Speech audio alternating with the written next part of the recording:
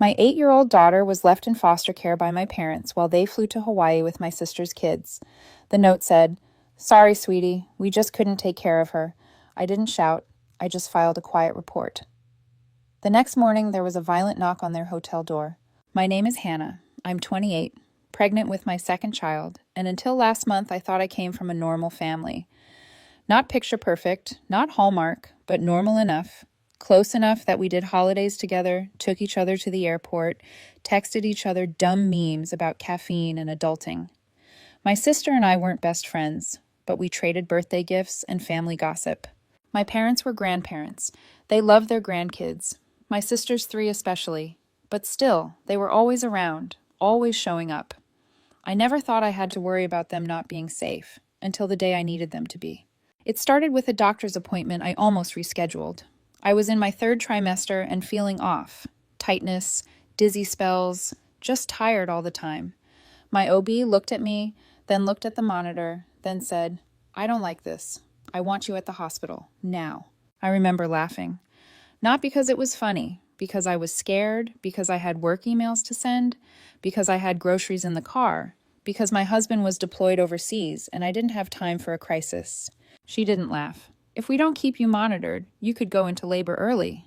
So they wheeled me into a room and told me not to move, not to stress, not to think about anything except keeping my baby boy safe. Right. Sure. No stress, except for the part where I suddenly needed emergency care for my 8-year-old daughter. Her name is Ellie. She's the kind of kid who cries when books end, who organizes her pencils by color, and whispers sorry to bugs she accidentally steps on.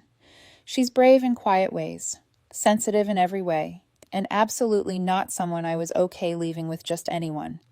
But I didn't have just anyone. I had my parents. They lived 10 minutes away. They were already watching my sister's 3 kids that week. Ellie adored her cousins.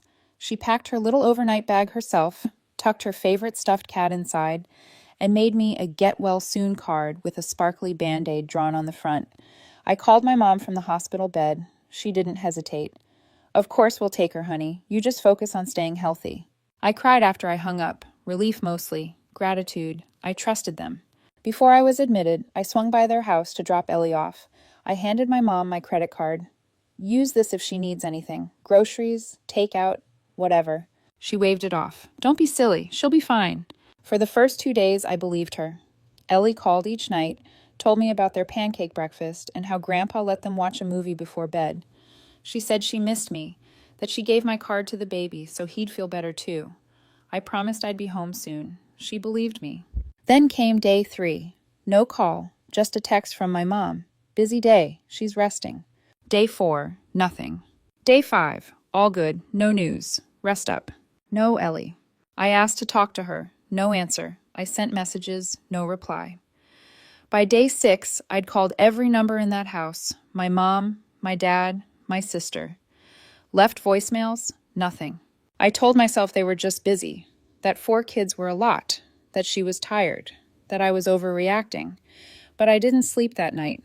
I stared at the ceiling, wondering if my daughter was asleep, if she was scared, if she was wondering why I hadn't called.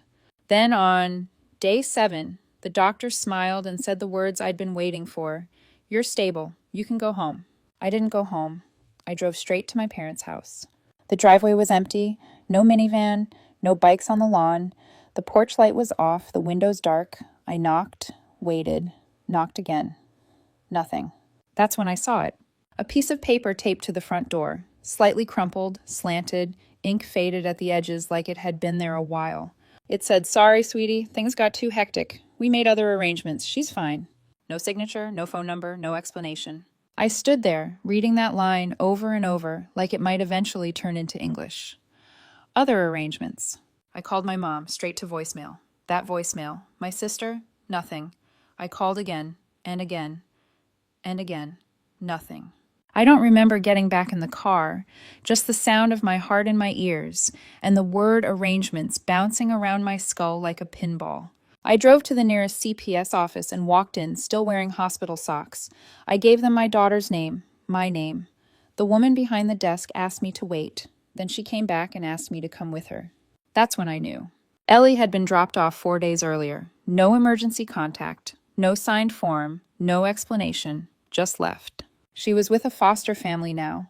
They said she was safe, that she'd been quiet, polite, a little withdrawn. I nodded, like that was supposed to make me feel better. I think I said thank you. When I finally saw her, she ran to me, her face crumpled. She didn't ask where I'd been. She just kept saying, "I'm sorry, I was good. I tried to be good." That night, she wouldn't let go of my hand. Not when we got in the car, not when we got home, not even when she fell asleep, curled beside me under the blanket her dad gave her last Christmas. I sat there listening to her breathing, one hand on my belly, one on her back, and I kept thinking, I thought we were a normal family. I thought they loved her. Ellie stayed close those first few days. Too close. She wouldn't let go of me, not for a second. She followed me to the bathroom, the laundry room, the front porch. She even stood outside the shower, asking every minute, "Are you almost done?" She didn't talk much, just curled up beside me on the couch, clutching her stuffed cat like a shield. I let her. I didn't ask questions she wasn't ready to answer. At night, she woke up crying. Not loud sobs, the quiet kind, the kind that soaks into a pillow. One night I whispered, "What are you thinking about?" She said, "They said I was too much." I said, "Who did?" She didn't answer. I made us pancakes the next morning. She stared at them, then whispered, "Grandma told me not to be fussy." My hands started shaking.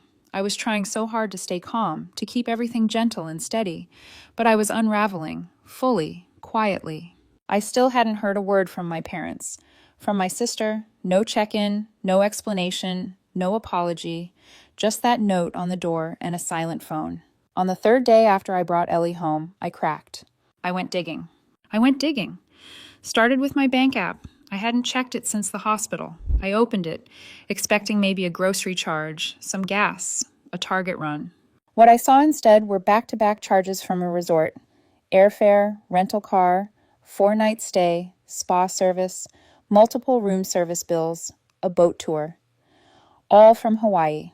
I just stared at the screen, scrolling, my thumb frozen. They used my credit card, the one I gave them for Ellie, the one I handed them like an idiot, thinking they'd spend it on juice boxes and peanut butter. I told myself there had to be a mistake. Maybe someone stole it. Maybe it got hacked. Maybe. And that's when I opened Instagram. I don't even know what I was searching for. I clicked on my sister's profile. There was a story highlight titled Alahia, palm trees, cocktails. A group shot. My parents, my sister, her husband, all 3 of her kids smiling in leaves with the ocean behind them. Caption: family vacation before school starts. Family. Not one word about Ellie. Not one clue she ever existed. They left my daughter in foster care and flew across the ocean with my sister's kids, and then had the audacity to call it a family trip. I felt something snap. Cold, clean, like a rope breaking. I called my mom first. No answer. Then my dad. Then my sister. I tried again and again. Finally, my sister picked up. I didn't even wait for hello. "Where is Mom?" "Oh, she's out by the pool. Why?" "You left Ellie in foster care and went to Hawaii." Long pause. Then, "We didn't leave her in foster care. We just couldn't take care of her, okay? You were in the hospital. We had this trip planned. It wasn't ideal." I couldn't breathe. "You abandoned her." "She's fine," she snapped. "You're blowing this out of proportion." "Where is my daughter? In your photos? In your family vacation post? Where's Ellie?" "She's not my kid, Hannah." I went silent. That hurt more than I expected. She kept going. "You're being dramatic. Mom was overwhelmed. The kids were already packed. What were we supposed to do? Cancel the whole thing?" "Yes," I said. "Yes, that's exactly what you were supposed to do. She's not a baby. She's 8. I hung up. My phone rang less than a minute later. My mom. I picked up. Her voice was chipper. "Honey, I was going to call you." "When?" My voice shook. "When exactly were you planning to tell me that you left my child in the care of strangers and flew to a luxury resort using my money?" She went quiet then. "We didn't know what else to do. We were overwhelmed. Ellie is not easy." "Not easy?" My voice cracked. "She made you cards. She packed her own bag. She did everything right. She cried all the time. She didn't want to eat. She asked for you nonstop. I couldn't handle it. She's a child, and I was in the hospital." My mom's voice turned cold. "Well, maybe don't get pregnant again if you can't handle it." I laughed. Actually laughed. that bitter, breathless kind that comes out when nothing else will. "I'm done," I said. "Don't be dramatic. Save it. You already made your choice, Hannah." I hung up. Ellie was on the stairs. I hadn't realized she was listening. She looked at me and said, "Grandma's mad." I walked to her and knelt down. "No, Grandma's not mad. But I am, and that's okay." She looked at me for a long time. Then she asked, "Are we going to Hawaii too?" I felt my throat tighten. "No," I said. "We're doing something better." The night I filed the police report, I didn't tell anyone, not even my husband. It wasn't revenge. It was reflex. They used my credit card to fly to Hawaii while my daughter was in foster care. I didn't scream. I didn't threaten. I just opened my laptop and wrote everything down. Dates, screenshots, charges, the note on the door. I submitted it online and went to bed, with my daughter's hand curled around mine. The next day, things exploded. It started with a voicemail from my sister. No greeting, just, "Are you out of your mind? You called the cops on Mom and Dad while they were on vacation? What the hell is wrong with you? Do you have any idea what you've done? They're humiliated." Then came the text from my mom. The police came to our hotel room. Our room, Hannah. We had to explain ourselves like criminals. "I hope you're satisfied." I stared at the screen. I imagined the knock on the door, the surprise, the panic, the way they probably looked at each other, still wearing leis, holding cocktails, pretending nothing was wrong. And for once, I didn't feel guilty, not even a little. That night, I opened Instagram and checked my sister's profile. She had deleted the Hawaii highlights, but in their place, she posted a long, blurry paragraph over a black background. Sometimes people will ruin your peace just to punish you for telling them a no. Sometimes they'll call the police and weaponize your pain, but the truth always comes out. 38 likes, 2 comments. I took a screenshot and filed it in the folder I was quietly building. They came to my door the next morning. I saw them through the window, my mom, my dad, and my sister, all standing on the porch like some warped family portrait. My mom held a reusable grocery bag. My sister was already fuming. I didn't invite them in. I stepped outside and shut the door behind me. "Hannah," my mom said, "we need to talk. You had your chance. You humiliated us." I folded my arms. "You left Ellie." My sister cut in. "We didn't abandon her. We made a decision. It wasn't easy. You went to a beachfront resort," I said flatly, "on my dime. You handed my daughter to strangers and then ordered room service." Dad's voice was tight. "We thought she'd be fine." "She wasn't. She thought she did something wrong. She cried every night, and none of you cared." My mom stepped forward. "We care. Of course we care. She's not easy, Hannah. You know that." I froze. "What did you say?" "She's difficult. She gets overwhelmed. She cries over everything. She wasn't adjusting. We thought it would be better for everyone." I laughed. "You thought foster care was better?" "She needed structure," my mom snapped. I took a step closer. "She needed love, not a punishment." The door behind me opened. Ellie stood there, hugging her stuffed cat, looking straight at them. My sister smiled like she was on a stage. "Hey, sweetheart." Ellie didn't move, didn't speak. My mom softened her voice. "We brought your things, your book, your brush." Ellie said, "Why didn't you come back?" The silence that followed felt like gravity. My mom blinked. "We thought it was best." Ellie looked at me. "Can they go?" I turned to them. "You heard her." "You're seriously doing this?" my sister said. "You're cutting off your entire family?" "I'm protecting my daughter." "From what? Love?" she snapped. "From people who've always been there?" I stared at her. "You weren't there." I opened the door and stepped back inside. Then I shut it. That afternoon, they went nuclear. A check for $1,000 showed up in my mailbox. No note, just the check. Memo line, "For Ellie, with love." I wrote void across the front and taped it to the trash can lid. My mom texted me, "Pregnancy hormones make people irrational. You need to calm down." I blocked her. That night, while Ellie was asleep, my phone buzzed again. Unknown number. I picked up. "Miss Porter, this is Natalie with Child Protective Services. We received an anonymous report expressing concern about your home environment." My stomach dropped. "They claim you've been emotionally unstable, isolating your daughter, and retaliating against family. They described you as vindictive and erratic." Of course they did. I stayed calm, answered her questions, offered references, medical documents, even Ellie's school counselor's contact. I told the truth, every word. She said, "Thank you. I'll follow up soon." I sat in silence for a long time after that. Then I opened the folder again. It was getting thicker. more screenshots, more notes, more proof. They thought I would break, but they forgot this time I wasn't alone. The next night, I was cleaning up dinner when I heard the front door open. Ellie ran to the hallway. I followed, tired, expecting a draft or the delivery guy. Instead, I saw my husband. He was home. He dropped his duffel bag and caught Ellie as she jumped into his arms. Her whole body relaxed for the first time in weeks. Mind if I... He looked at me and said, I'm not going back. We'll figure something out. And just like that, I knew the three of us were going to be okay. But the people outside our door, they had no idea what was coming. For a few days, it was quiet. After the CPS visit, the angry voicemails, and the social media meltdowns, my parents went dark. No calls, no texts, no surprise visits. I started to think maybe they were finally done. But manipulators don't disappear. They wait, they regroup, and then they come back with a smile. It started with an envelope in the mail, no return address, just my name and my mother's handwriting. Inside was a card. Let's talk. Don't let this tear our family apart. There was a photo tucked in too. Ellie, maybe 4 years old, sitting on my dad's shoulders. I'd taken that picture. It was one of her favorite days, before she knew what betrayal looked like. I threw the card away, kept the photo. Not for them, for her. That night, my sister texted me, You've made your point. Now undo it. They're breaking.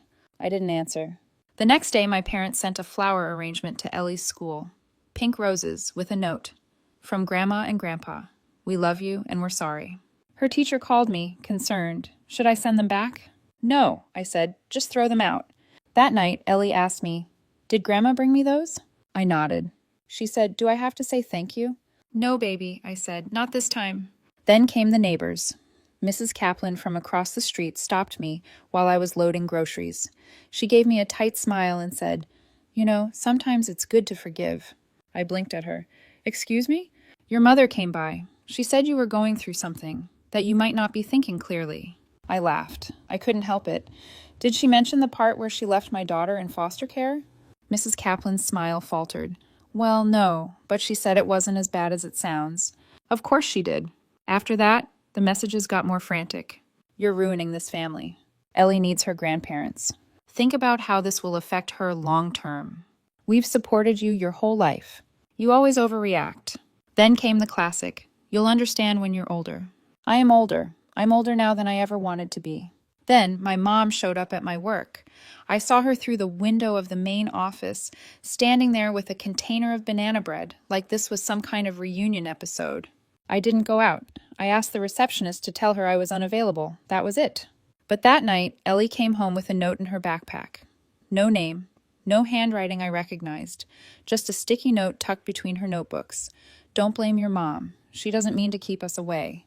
Ellie handed it to me with wide eyes. Is this from Grandma? I didn't lie. Probably. She didn't say anything after that, just quietly went to her room and shut the door. I sat at the kitchen table for 20 minutes before my hands stopped shaking. Then I changed every pickup password at her school and called the principal. He didn't even hesitate. We'll update her file. No contact, not even a wave. The next morning, I woke up to find sugar poured all over my front porch. Not a little. A mountain. There were ants crawling up the steps, swarming the doormat. Taped to the door was a ripped page from one of Ellie's old drawings. Just one word scribbled across it in thick red marker. Liar. I didn't report it. I just cleaned it up and kept the page. My husband sat me down that night. He'd been quiet for days, letting me take the lead, letting me decide how far to push. But now he looked at me and said, We need to end this, all the way. I nodded. The next day we made a plan. We found a new place, small town, fresh start. We didn't tell anyone where we were going. We packed in silence, while Ellie played in the living room, humming to herself. The only thing I left behind was a small white envelope taped to the front door. Inside, a copy of the note they left when they abandoned her. I wrote 3 words underneath it. Now you understand. We left at sunrise. Ellie fell asleep in the back seat, her cat in her arms, the picture from the fridge tucked into her backpack. I didn't cry. I didn't look back, not once. But before we crossed the county line, I pulled over at a gas station, opened my phone, and logged into the police department's online reporting system. I uploaded the note they left, the screenshots, the bank records. I didn't add commentary, just facts. When I hit submit, I felt my hands stop shaking, for the first time in weeks. Fast forward 10 months. They were charged, child endangerment and fraud. No jail time, but fines, a record, and a court order. No contact with Ellie. Ever. We moved. Quiet town, small house, lemon tree in the yard. The baby came early, healthy, loud, perfect. Ellie calls him Captain Yawn. She reads to him every night. My husband works from home now. He makes breakfast, sings lullabies, leaves love notes in my coffee mug.